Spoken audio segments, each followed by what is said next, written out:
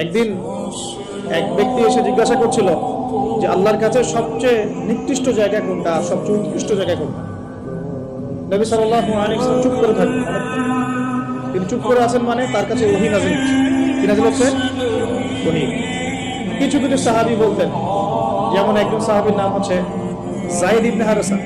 তিনি একদিন বলেছিলেন, একদিন নবী সাল্লাল্লাহু আলাইহি ওয়াসাল্লাম আমার পাশে বসেছিলেন, তার উরু, তার পায়ের এই অংশটা আমার পায়ের উপরে ছিল। হয় না অনেক সময় আমরা বসি না একসাথে মসজিদের মধ্যে, তো এইরকম একটা অবস্থায় আল্লাহর রাসূলের উপর ওহী চলে আসছে। তো সাহাবী বলছেন, ওই সময় আমার কাছে মনে হচ্ছিল যে আমার পাটা মনে হয় ভেঙে চূড়া হয়ে যাবে। কথা বুঝতে পারছেন না? ওহীর যে একটা ভার, ওহী আসছে, তিনি বুঝতে পারছেন যে তার ফিজিক্যালি তার মধ্যে অন্যরকম একটা স্ট্রেংথ চলে আসছে।